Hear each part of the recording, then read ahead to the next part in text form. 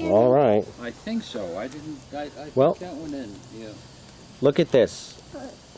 Hello. That's in. Good. Hello, Gordon. Hello. How are you? Good. Listen to this. Another fire, and another year has gone by, and James Gordon Jalet is still alive. I'm at a loss. Well, you know, Grandpa, I meant to ask you. This is for posterity after you're dead. Which, after this, I don't like your. you don't like the theme? No, I mean it's very morbid and very macabre. Well, after this vacation you've given me, I think I'm entitled. I tell you, I do better off at work. Tell me, do you have a story, Grandpa? Grandpa has a story, and he's going to tell us. Don't put that; that'll melt. All right, Evan. I'll tell you about a story about what we used to do. I have a question for you. Pretend you're on 60 Minutes. Yeah. Okay. What I'd like you to do is tell me the story of some of your adventures in World War II. What would you say was your most harrowing experience in World War II?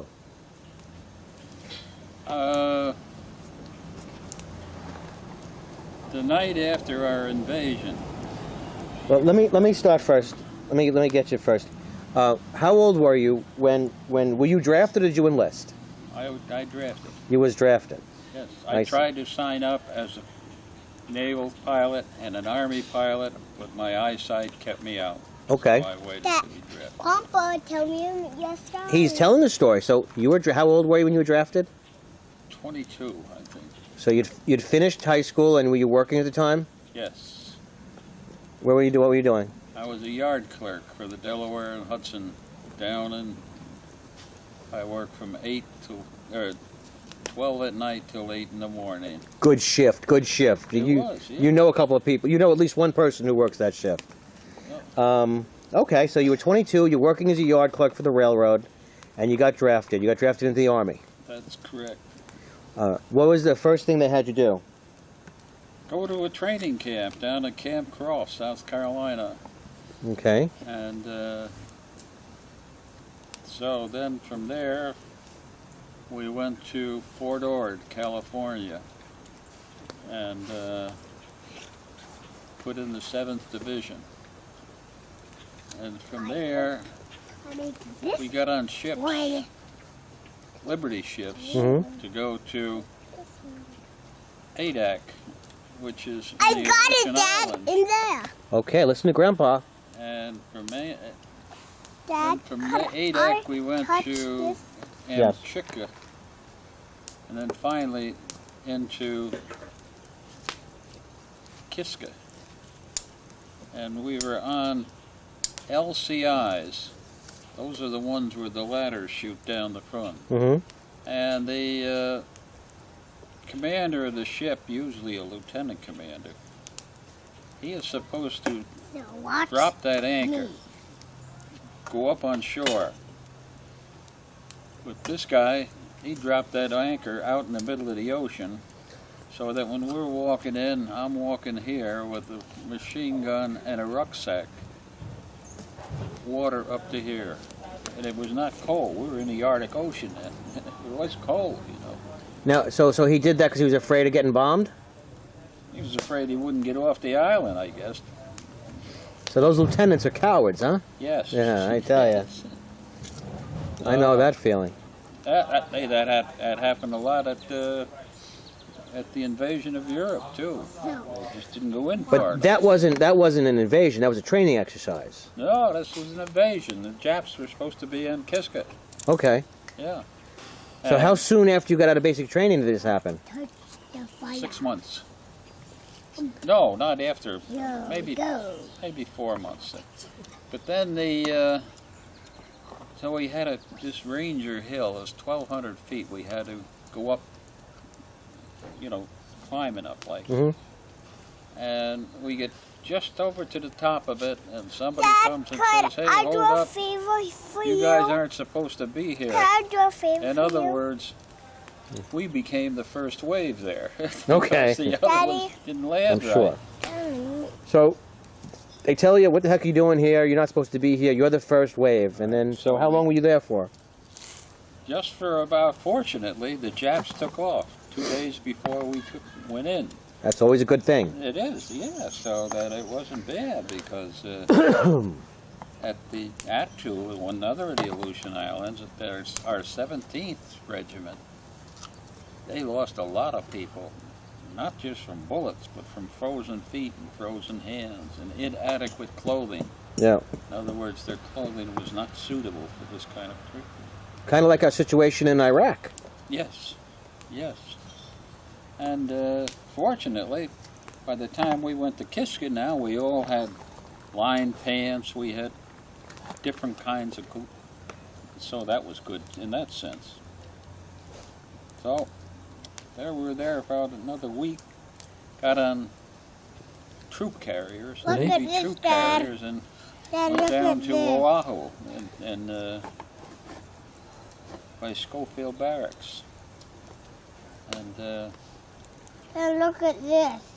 and our first day there, we were right next to a big pineapple field. Okay. So all of us, or a whole group of us, went down with our barracks bag and were grabbing pineapples and eating the pineapples there, you know.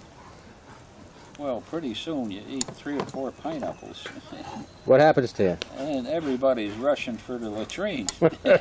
And it was tough because there weren't enough spots then. So, Okay, so that was that story. Okay, so do you remember what the year that was? What date? gee, I don't. I think it was around in the wintertime because there was a lot of light up in Yeah. the Aleutian Islands. But I don't understand. Where did the pineapples come in from? Well, that's down Hawaii now. We were down So to right Hawaii. after Kiska, you went down to Hawaii. That's right, yeah.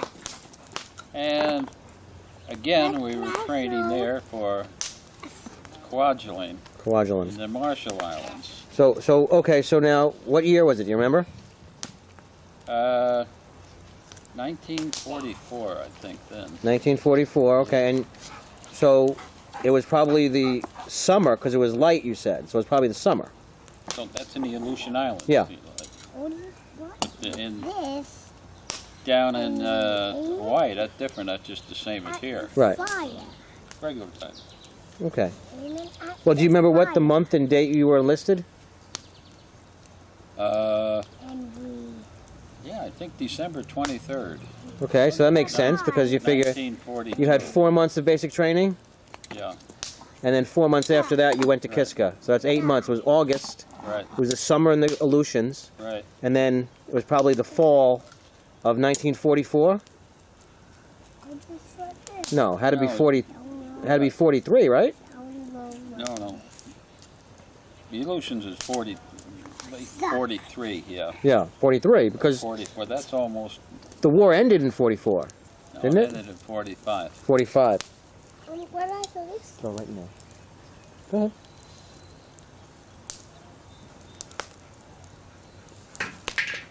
Then we went into the Marshall Islands. We were in the first wave there. And Okay. the worst part about that was we got onto LSTs from the truth carriers. All right. All right, Grandpa, we're going to have to take a pause.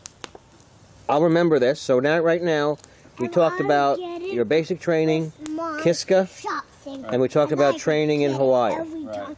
And now we got to probably, you were in August, December of 42. You were Aleutian Islands in 43, probably August of 43.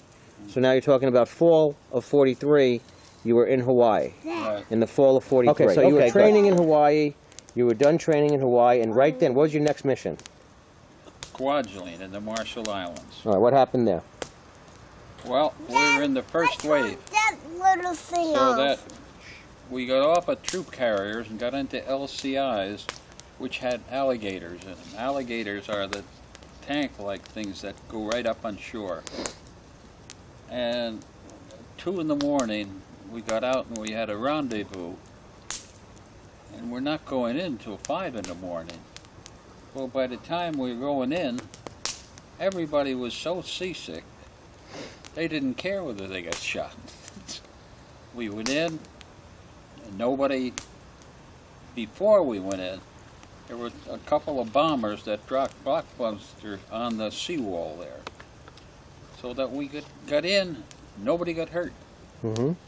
We went in 1,200 yards, set up a perimeter defense, and still that night, the Japanese came in with all kinds of hand grenades, things like that, and couldn't see them, so we had our mortars fired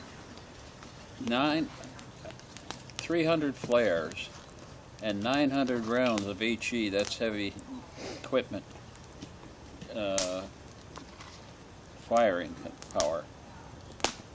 And during the night we lost, in fact, the fellow next to me, Jack Lacey, he had his stomach blown out with a hand grenade. Whole stomach laying right outside. You remember? Dead, Well, obviously. you Huh? saw that? Yeah, he was right next to me. Jesus Christ! Well, how come you didn't get hurt? Because he took the explosion. In other words, Was he a friend of yours? yes, friend. Where'd you know him from? The Well, just from training in the Army, that's all. so you know? guys were together for a Yes, while. In fact, over in the, I remember reading that over in the Battle of the Bulge, where they had many replacements, the one fellow says, don't make any friends. Don't make any friends, you're going to lose them, you know. But anyway, we had quite a few casualties. So that night, the next day, Colonel in a regiment behind us says, stay there, you guys are all through fighting. Make two-man foxholes. So we made two-man foxholes, and the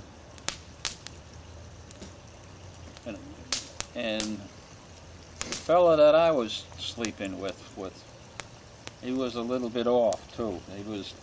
They had to push him up from the beach because he didn't want to run up. But so we're in the foxholes. We're going to have 1 hour on, 1 hour off. Well, it was about 8:30. I said, I'll take the first half hour, and then you. So I did. 9 o'clock, I wake him. You know, he said, okay. 2 minutes after. So he fell asleep on his watch. Well, Not yet. He was out of it. Yeah. No, I was the one on watch. Only Okay. one person was on watch. So then I woke him 5 minutes or 2 minutes after 9. He shakes me. Hey, look, get up. Well, naturally, you're scared stiff anyway because you're still in combat, you know. So he says, look up in that tree. Keep moving. And looking, I'm looking. There's nobody up there, you know. So I said, I'm going back to sleep. 5 minutes later, look, over there, you know, somebody. So finally, I got so frustrated. I crawled over to the foxhole next to me, which was Corporal Dooley was over there, and Billy Fly. And I said to him, why don't you let Nimrod, that was his name, Nimrod. His name was really Nimrod? Yeah. Have Nimrod. him come over here and stay with you guys and let him sleep in you. So he did, and I just slept by myself. And so the next morning, Dooley comes over. He says, "You SOB." He kept us both awake all night long. Okay, so now the last thing you said was about the guy Nimrod who kept you guys awake all night. Right. Now that was before the Battle of Kwajalein? No, that was in the Battle of Kwajalein. That was the first night when the second day when we took a beating at night and lost a lot of men. But so the guy says we weren't going back, and that operation lasted 7 more days when we completely took the island. And what was your part in this? That you only fought the first day? that's it. Yeah. How many men were in your platoon? In the platoon, there are 12 men to a squad, 3 squads, 36, 40 men total with the Platoon. And how many did you lose that first night?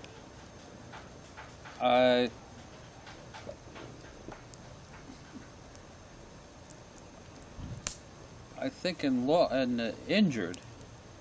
Lost quite a few in deaths. I don't know how many now, and killed. But most of them were injured. And like McGregor, he had part of his face blown away, but he still survived. Mm-hmm. And wanted, so while we're sitting there, and this island is all coral and sand, the riflemen always had their guns leaning onto something, so they didn't want the muzzle to get dusty with sand. And this one rifleman had this, and Art Jones, who's from Troy, New York, a friend of mine, a good friend, and he sits down and jabs himself in the rear end, you know? And so the medic comes over and takes out a bandage pack, puts it on, and he says, well, you guys aren't going into combat anymore. Why don't you just go down to the hospital ship in the lagoon? So he did. He went back on the hospital ship. When we got back to Hawaii, it was St. Louis Hospital in Hawaii, Honolulu. We went down to see all our ill. And there's Art sitting up in the bed with a Purple Heart on his. He got a Purple Heart for sitting on that bed, you know. And so, anyway. So I was only, when I went, I was going into the Air Force. So that was it? After your stint in Kwajalein, after those 7 days, what happened? You went back home? No, then we went back to Hawaii. Okay. And meanwhile, I'm waiting the call to go in the Air Corps, which I got. Mm-hmm. I had to go to, when a regiment is on alert, you got to go. So, again, I got on there and got on the boat, the Laureline, which was really a luxury liner, taken over by the Army. And funny thing happened there while we were playing pinochle on the A deck. Up on the sun deck was this gorgeous looking gal looking over at it, and one of the guys I'm playing gorgeous says, "Hey, Bubbles!" And she looks down, and I says, "Oh, you know her?" Oh, she's one of the girls from Hotel Street. And Hotel Street was the red light district. Yeah. So, but that ended that trip to Kwajalein. You never went to Hotel Street? No, I didn't drink, smoke, swear, none of that stuff. Oh, the hell's wrong with you? Somebody here, he'd make a good infantryman crawling on the ground. That's why I was good, because I used to practice capture the flag. Did you ever play capture the flag? We never did, no. Did you play Capture the Flag, Evan? No. Not yet? We had that, you know, right up with Lawn Street, right up in North Oil where I live. That great big fields all the way down to the schools. So we play there, and in Capture the Flag, you have to crawl on the ground at night, you know. Mm-hmm. So I got used to all this infantry stuff then. So, but I want to tell you the story when they're here. The story of Bobby, of Greyfriars Bobby in Scotland. It's a very good, true story too.